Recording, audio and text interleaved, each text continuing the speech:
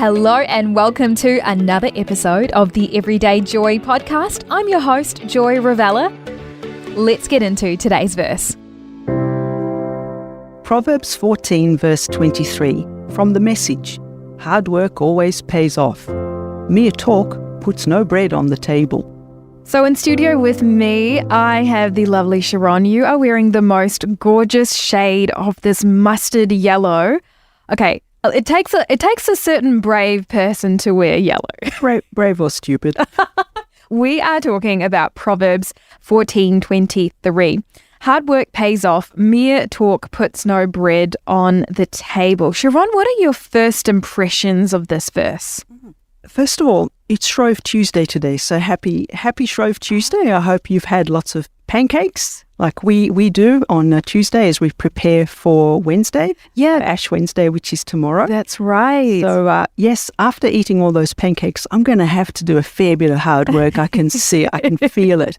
But my first impressions with this verse is that, like with yesterday's verse, there are layers and layers of meaning. Each layer reveals another facet and broadens and deepens our understanding of the verse as a whole. So we'll start with the surface layer. In every toil, there is gain. So hard work pays off. But empty words, mere talk, lead to poverty. So we all know when we work hard, we get results, right? Whether it's at school or at work, hard work is productive. It gets you where you need to be. On the other hand, mere talk, empty words, when they're not backed up by your behavior, if you talk the talk but don't walk the walk, you achieve nothing. And in fact, you might even just earn a little bit of mistrust or ridicule. Yeah. And it's like the saying, actions speak louder than words. Yeah. That's actually the very phrase that popped into my mind when I read this scripture. There's something about not saying you'll do something, but actually doing the thing, getting it done. It was interesting. I don't know if you've heard about this guy. His name is Steve Harvey, and he's a comedian, and he's like a show TV presenter, and he does this particular show where women basically ask him for relationship advice, and I often see these little snippets. And this lady asked him, what's the one thing we should look for in a man? And he said, very simply, if he does what he says he will do. Like, that's it. You're looking for someone who actually says that they'll do something, but yes, they've committed to doing it, but the other half of it is actually committing and actually doing the thing. Wow. That's really profound. Yeah. And it's true. We want someone like the parable of the two sons in the Gospels, when which son did the father's will? The son who said no, but actually went and did the work and worked in the vineyard, or the son who said yes, but actually stayed in bed. Yeah. So, actions speak louder than words, and they always do. What does this verse tell you about who God is or what you think he values?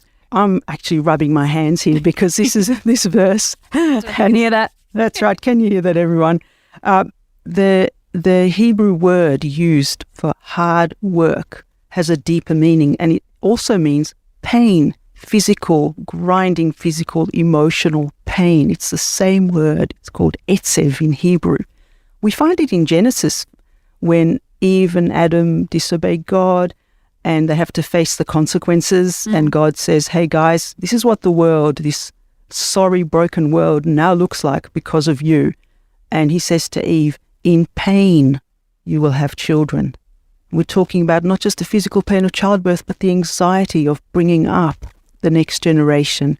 And he says to Adam, cursed is the ground because of you. Strong words. In pain you shall eat of it. Wow. Physical, emotional pain. It's the same word that here gets translated as hard work. Ooh. Yeah, it has a really broad semantic range. And some Hebrew words have that, and others have a narrower semantic range. But this one, you could write a book about this word. I love that it acknowledges not only the work you put in, but the emotions and the emotional toll that comes with hard work, because I think that's one of the reasons why hard work is hard, is because it's demanding on so many different levels. So that word etzev, you're saying that it acknowledges the emotional, the physical, the turmoil, the whole picture. It's hard work. Yes, absolutely. And it costs you a lot.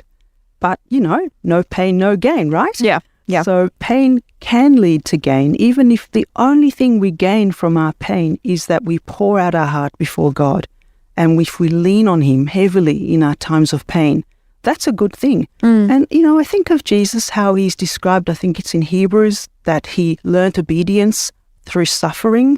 Those are deep words. And I don't pretend that I understand the full enormity of what's going on there in Jesus' life. But we know one thing: when we suffer and we lean on God as a result of the pain that we're feeling, we gain something. We gain that trust, that relationship, and we gain that closeness. Again, it's costly, but it's worth it.